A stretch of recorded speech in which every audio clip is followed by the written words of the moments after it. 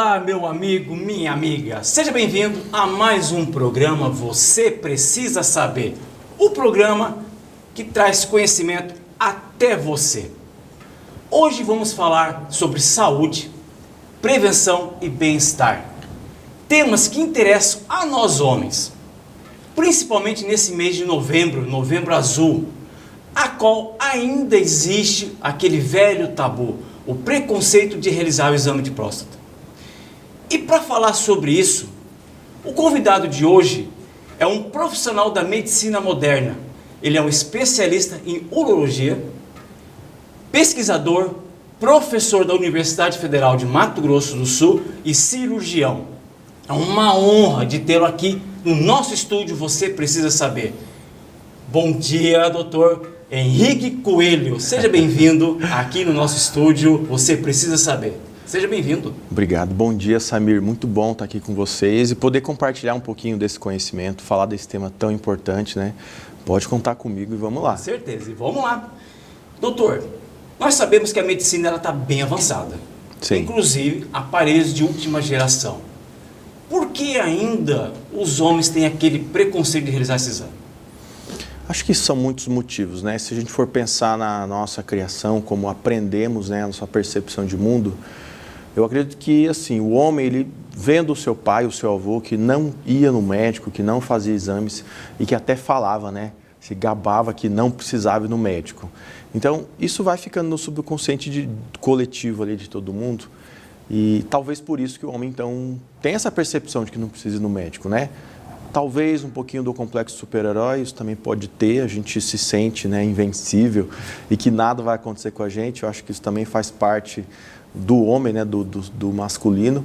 Então, tudo isso contribui para o homem, às vezes, não ter a percepção de que precisa de algum cuidado com a sua saúde. Mas o tempos agora para cá, dos anos para cá, está mudando esse conceito, né? Sim, está mudando. Ainda bem que está mudando. A gente tem bastante procura já no consultório. E mesmo com a piadinha, até me perguntaram, e as piadas? Ainda tem as piadas, mas a piada a gente usa para quebrar o gelo, não tem problema nenhum, né? Mas o pessoal já está buscando mais porque entende o valor de se preparar para o futuro, né? Para uma longevidade, para chegar lá na frente com mais saúde, com mais força e com mais disposição. Vale muito a pena você trabalhar esses conceitos de prevenção, então. Perfeito. Doutor Henrique, qual que é a média básica hoje para um homem fazer esse exame? 45 anos. Todo homem, a partir de 45 anos, tem que começar a fazer o seu exame preventivo aí, incluir a rotina, né, preventiva da próstata. Na verdade, até antes, né, as pessoas mais jovens já devem fazer o seu check-up, ou seja, vai lá no médico de confiança, enfim, faz os seus exames de sangue, né, para que ele possa avaliar. No entanto, com 45 anos, começa o rastreamento para alterações da próstata, que vai incluir o exame de sangue, o exame de PSA. Então, 45 anos não tem como, a gente já tem que começar a olhar esse aspecto aí da micção, se tem sintomas, ver o seu exame de PSA, eventualmente fazer algum exame de imagem, né, ultrassom, ressonância, e tem as indicações, claro, tem os casos que precisa fazer o exame físico, fazer o toque retal. Perfeito. E se ele quiser fazer um pouquinho antes, por exemplo, 38, 40 anos, nada impede? Nada impede, até porque o PSA é um exame de sangue, você vai incluir no seu check-up. Pode ser feito. Eu recebo pacientes que às vezes têm a preocupação de ter algum problema na próstata, porque teve aí um familiar, um pai que teve câncer ou teve próstata inchada, que é a doença benigna, e quer começar antes, não tem problema, né?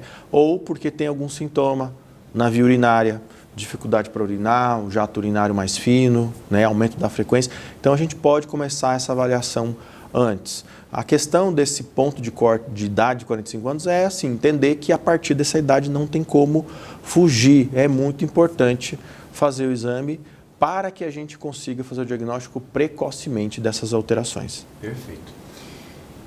Doutor, em relação aos exames, e acredito que muitos estão procurando hoje em dia por risco, por fator de ser mais saudável, em relação à alimentação. Eu queria que você falasse um pouquinho se a alimentação influencia no bem-estar. Com certeza influencia, mas... Sim, totalmente. A alimentação hoje, né, junto com a atividade física, são os dois grandes temas aí na saúde e que compõe a prevenção simplesmente de todas as doenças, né?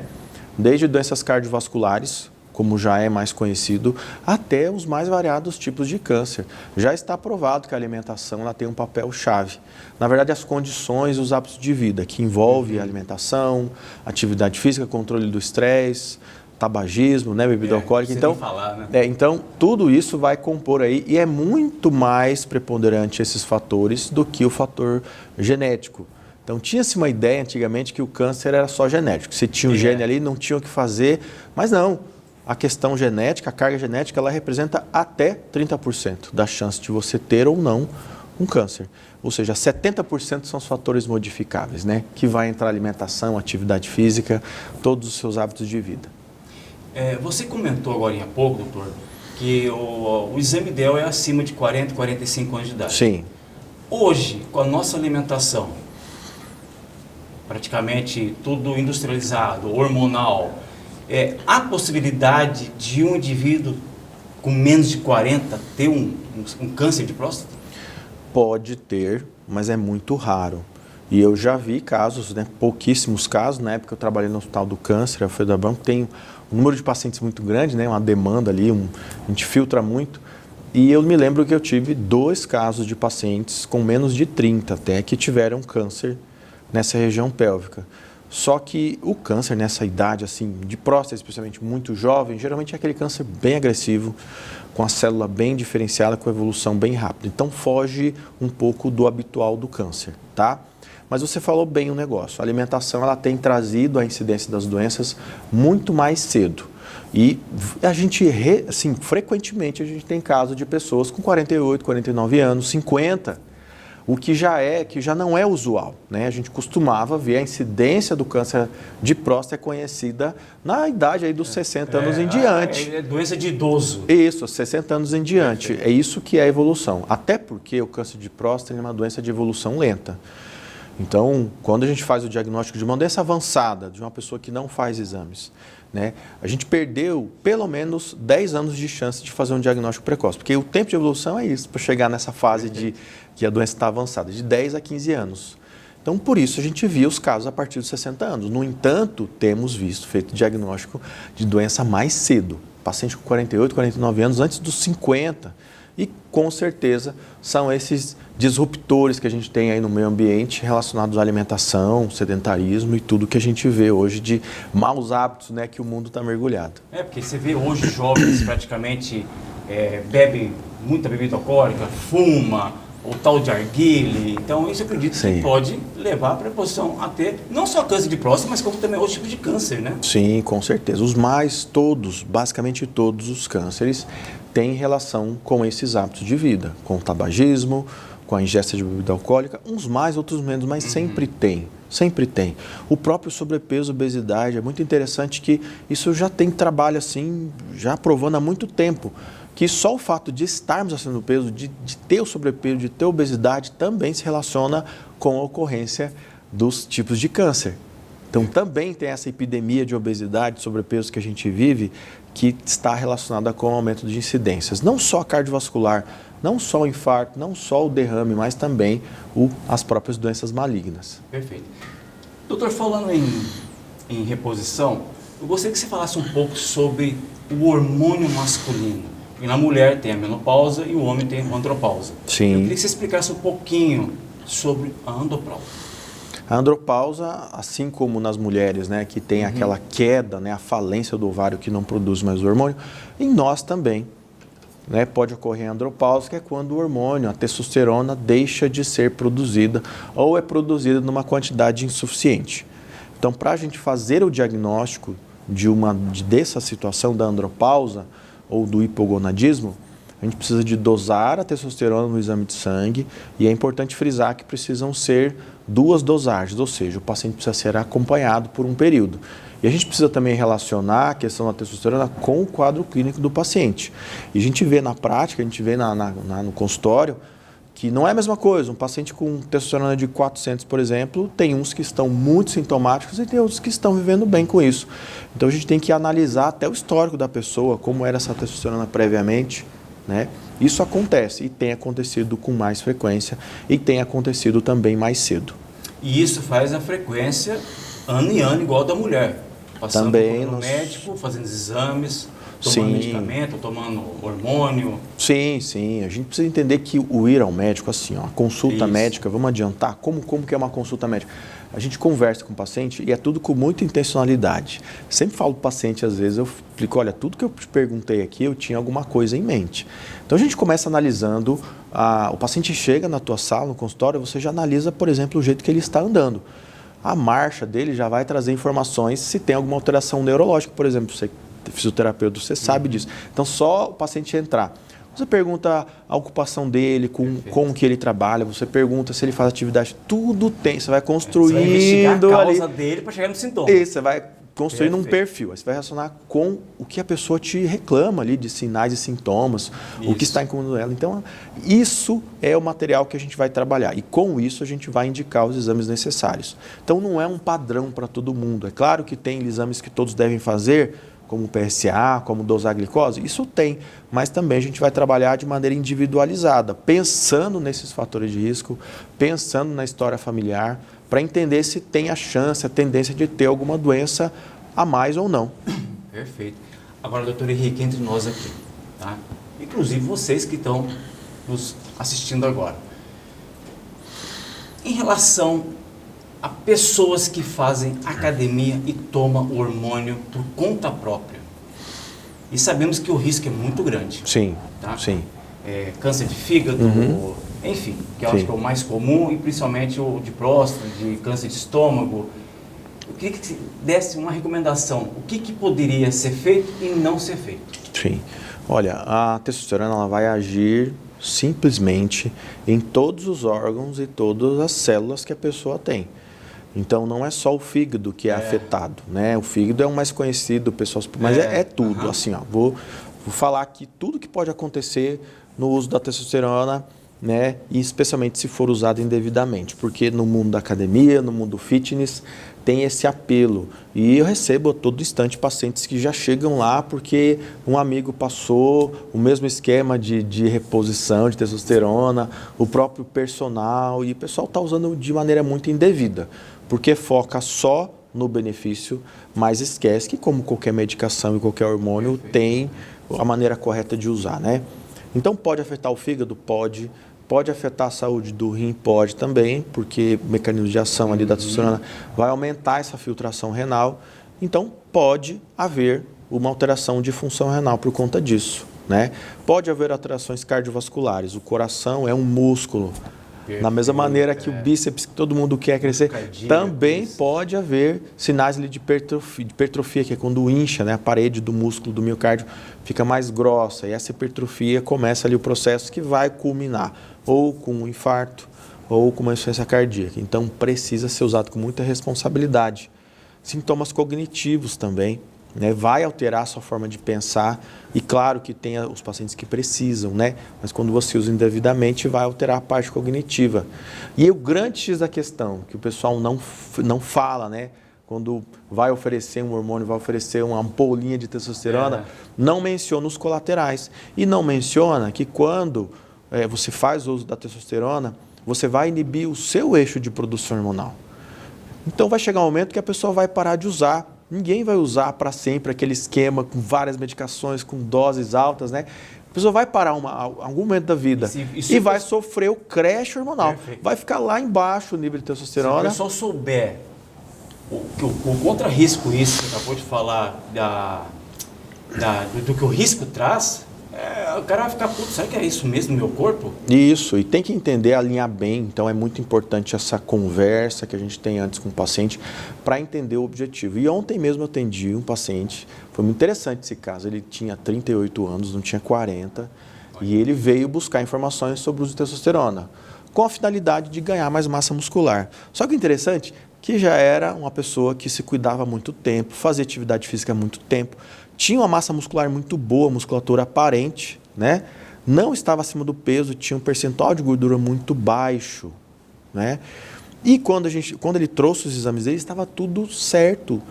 Todas as taxas corretas, ali o colesterol, por exemplo, estava ótimo. E a testosterona pode alterar o colesterol, só o uso da testo. E o nível de testosterona dele estava em 700 nanogramas por decilitro, que é um nível alto, está lá no teto, está lá próximo do superior.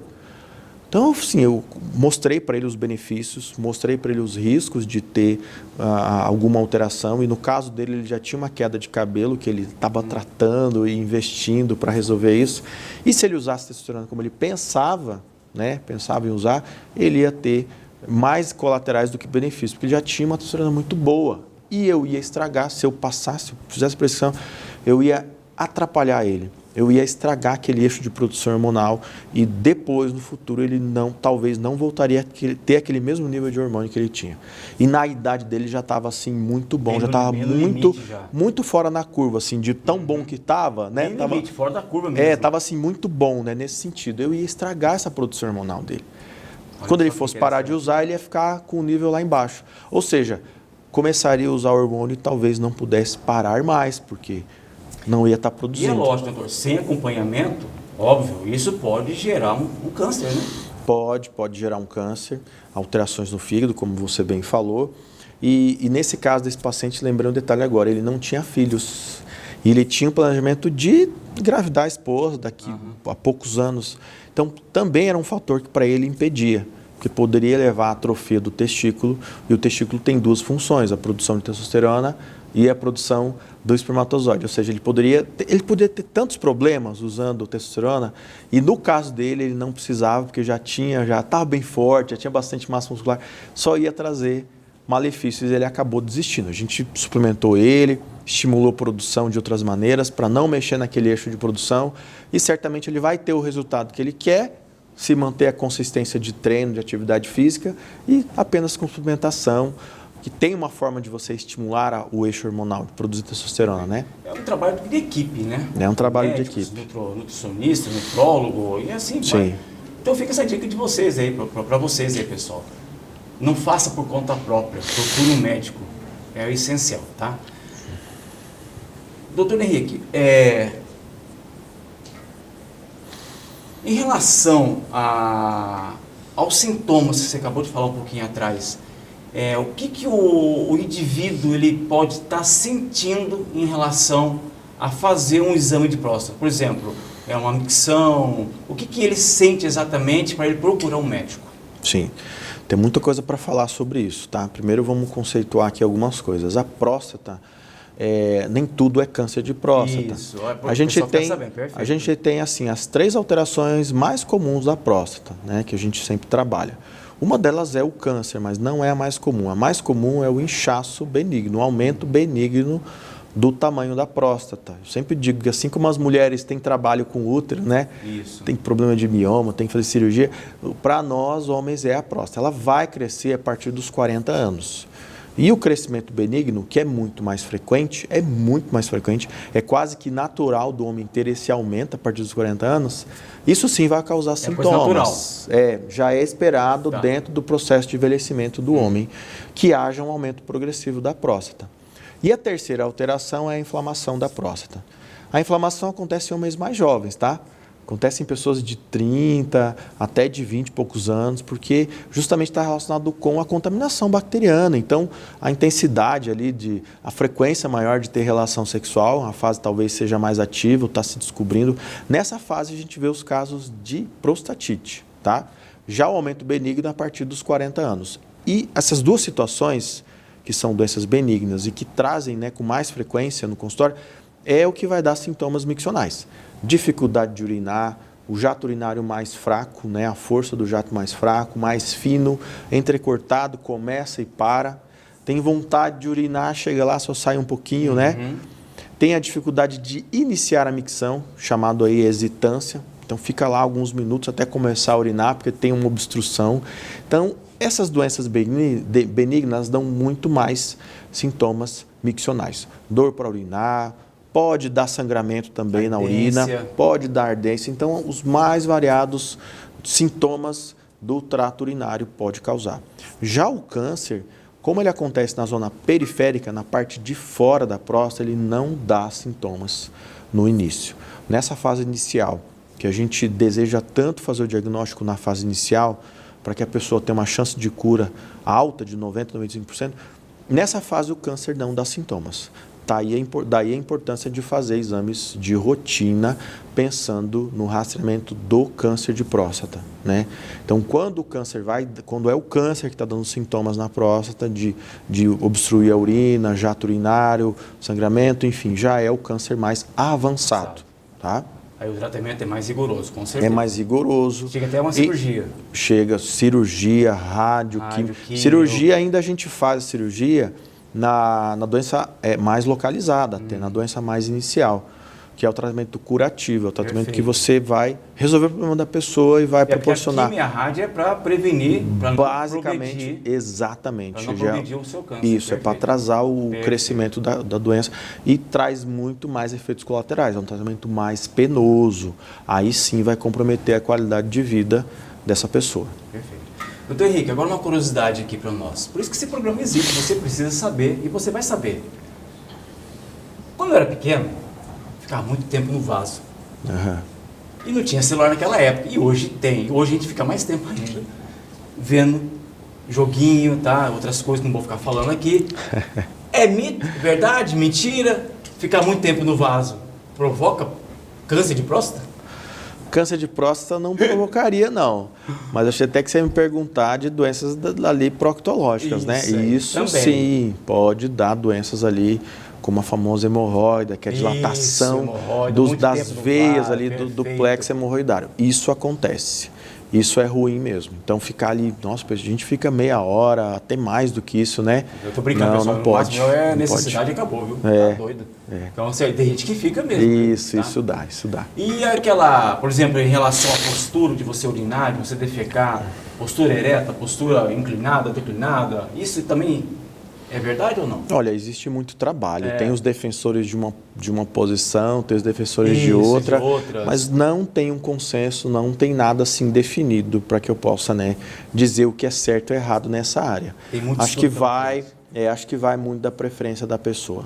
O fato é que nós, homens, aprendemos a urinar de pé. Isso. Né? E é assim que costuma ser na maioria dos casos. Agora, também não tem problema você urinar sentado. Não vai causar problema também, não. Perfeito. Bom, nós falamos aqui sobre anabolizante e eu queria falar um pouquinho sobre medicina regenerativa, que é o futuro da urologia. Sim. Certo?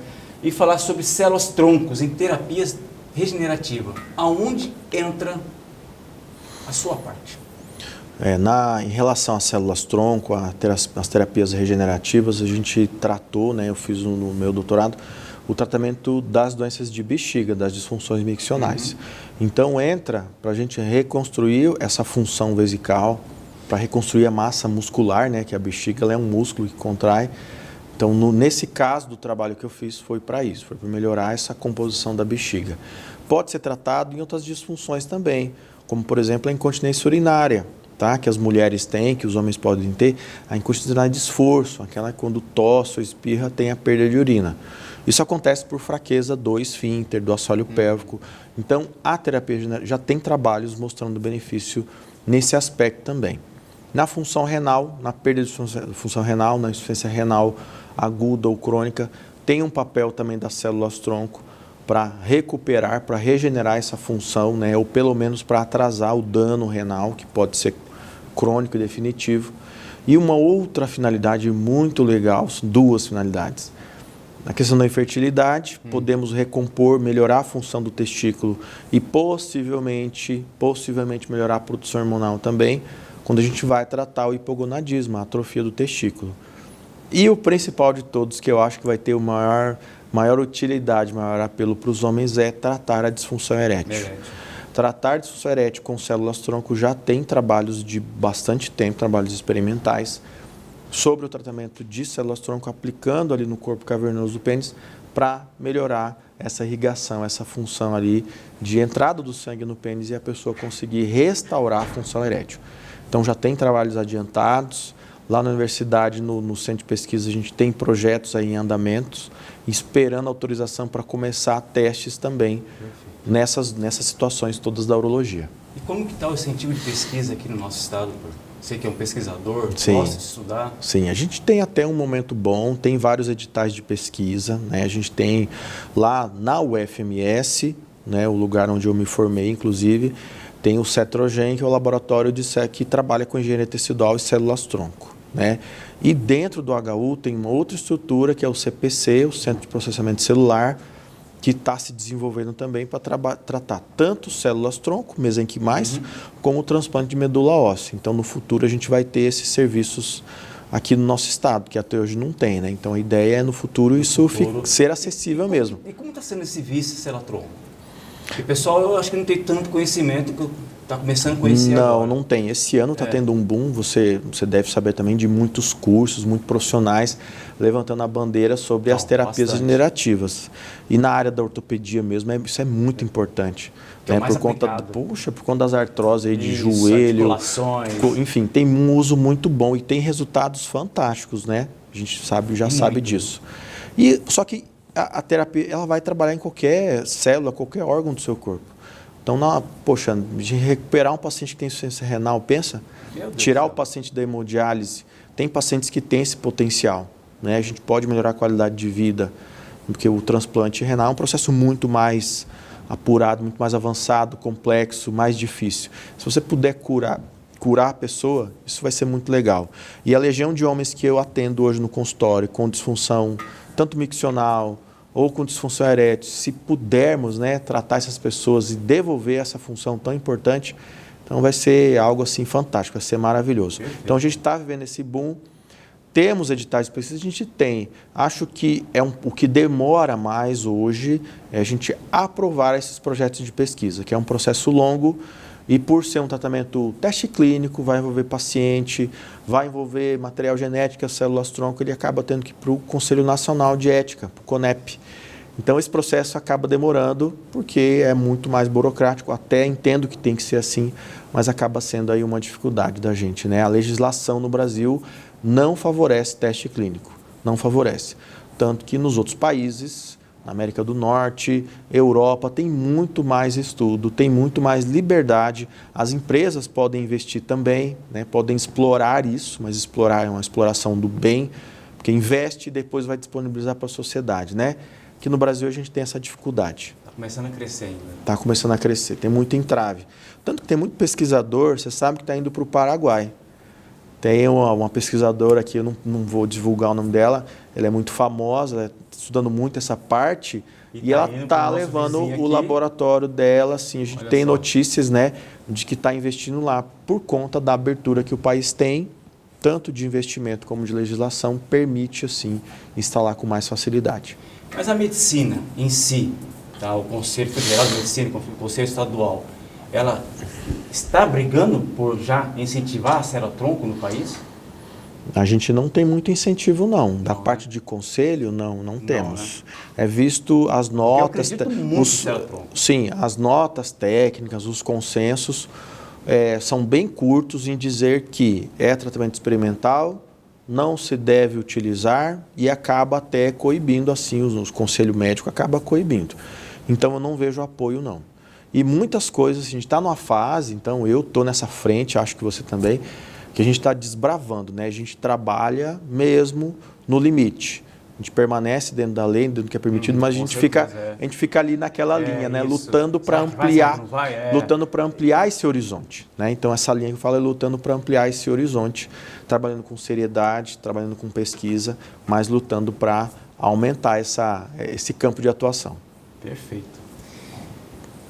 Doutor Henrique, voltando um pouquinho lá atrás, e eu gostaria de saber, e todo mundo também, se existe algum trabalho em relação à atividade física pélvica.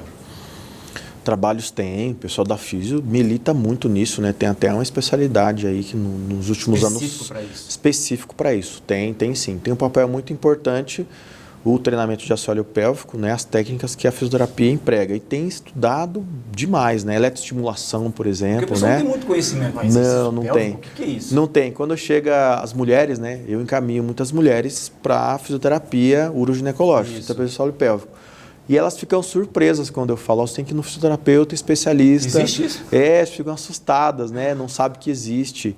E ainda é difícil, às vezes, de encontrar profissional especializado nisso, porque também não é todo fisioterapeuta que trabalha, né? Que tem o conhecimento. Então, aqui em Campo Grande já temos profissionais, mas quando a paciente é do interior, ela ainda não tem. Tem que vir para Campo Grande atrás desse profissional. Perfeito. Doutor, nós vamos fazer um bate-bola rápido aqui, tá? E depois eu quero que você passe uma mensagem para o pessoal. Vamos lá. Medicina é uma paixão cuidar das pessoas. É muito legal ver o resultado, a mudança que você consegue proporcionar. Perfeito. Um erro comum dos homens. Esse medo, né? Medo de se cuidar e medo de ir no médico. E não entender que isso é prevenção, que você está investindo na sua saúde a longo prazo. Perfeito. Eu vou até bater um pouquinho aqui, é o famoso macho. Sou macho.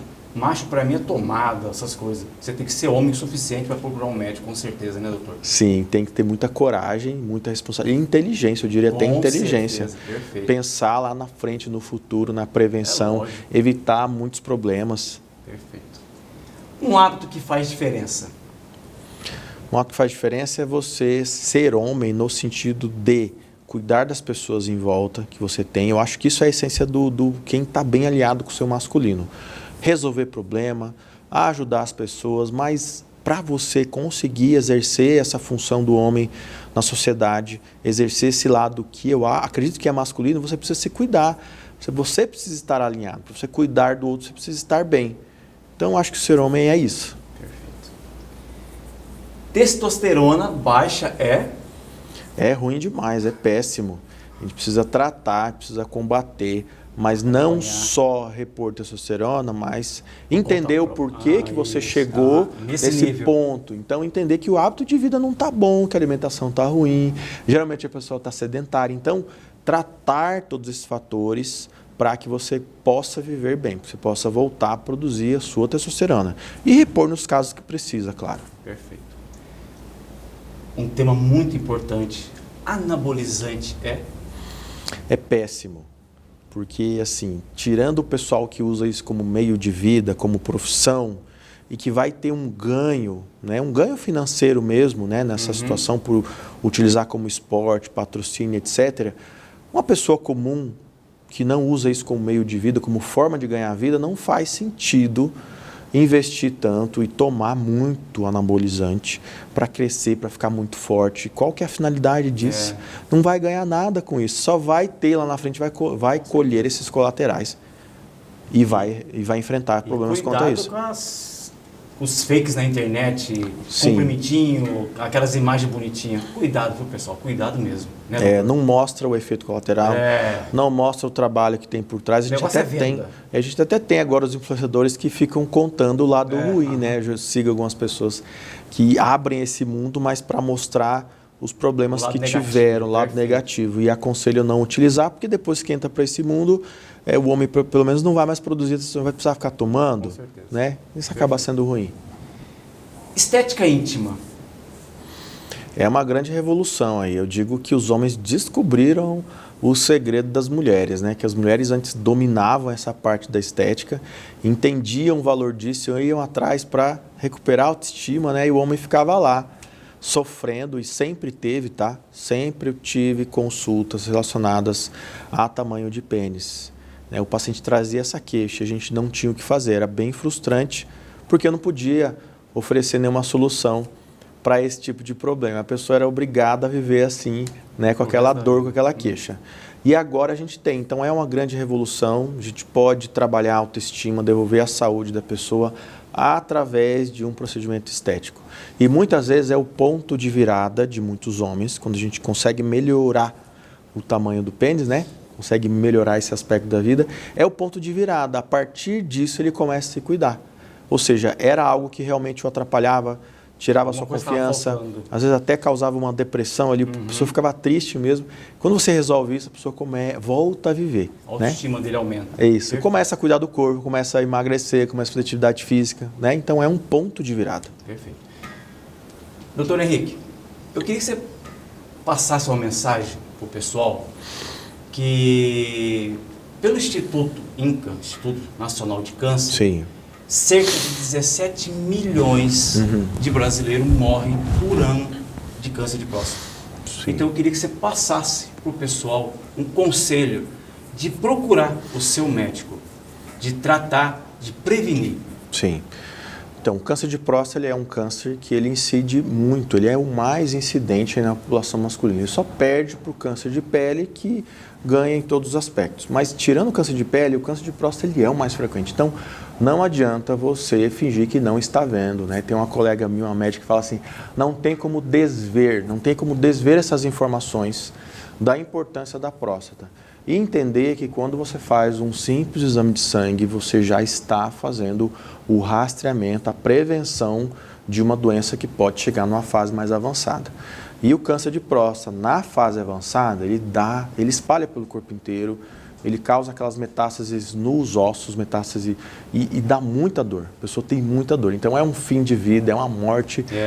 Que sente assim muita dor, agonia demais, a família sofre com essa perda, né, de ver um ente querido sofrendo com essa doença. Então, e é uma doença que por ter uma evolução, crescimento lento, dá tempo de você fazer o diagnóstico precoce. Então, nada de medo, nada de mito, medo do toque retal, não é sempre que faz, o pessoal acha que vai no urologista já ganha, não é assim não, todo gente. Preconceito não, tabu, a conduta ela é bem individualizada, a gente vai fazer se realmente for necessário. E outra que é um exame muito rápido, dura poucos segundos, não tem por que ter medo, tem que pensar lá na frente, os anos de vida que você vai ganhar, a qualidade de vida que você vai ter, né, se fizer o diagnóstico precoce e tiver uma chance de cura aí de 90%, 95%, é muito melhor do que você ter esse medo. E hoje a medicina está bem avançada, né? Está bem avançada, a gente tem formas de tratar e isso é muito legal.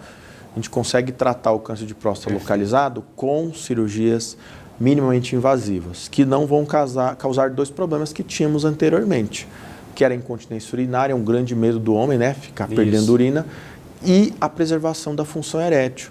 Então, por exemplo, a cirurgia a robótica, que a gente tem hoje já disponível até mesmo aqui em Campo Grande, é uma cirurgia que entrega um resultado fantástico. Você consegue retirar a próstata, preservar o esfíncter, né, urinário, então a pessoa não vai ter perda e consegue preservar os nervos erigentes. Então também esse homem vai ter a sua função erétil preservada. Isso é um resultado fantástico se considerarmos que antes, né, inicialmente, há 20, 30 anos atrás, as cirurgias deixavam essas sequelas que eram muito difíceis de lidar. Então é possível fazer um diagnóstico precoce, oferecer chance de cura real para as pessoas e assim você vai ter uma qualidade de vida e um tempo de vida muito maior. Vai passar tempo com a sua família, vai aproveitar a vida. A gente está aumentando cada vez mais a longevidade, né, a expectativa de vida das pessoas. Isso você não morre, certeza absoluta. Então, e você vai viver bem. Com certeza. Doutor Henrique, gratificante essa conversa, riquíssima, adorei, acredito que o pessoal também vai se interessar cada vez mais. Sim. E foi uma honra tê-lo aqui no meu estúdio, Você Precisa Saber. E espero, senhor, você, doutor Henrique Coelho, para falar mais sobre medicina, principalmente célula-troncos. Sim. Então fica esse convite de novo aqui. Venho sim. A gente pode vir fazer um programa só sobre isso, falar sobre os trabalhos, os campos de pesquisa, é muito legal. Perfeito, tá? Muito obrigado e um ótimo dia para você. Eu que agradeço, obrigado, até mais. E você se interessou nessa entrevista? Gostou? Participe, curta o nosso programa, compartilhe. E antes de eu encerrar, pessoal, deixe o preconceito de lado.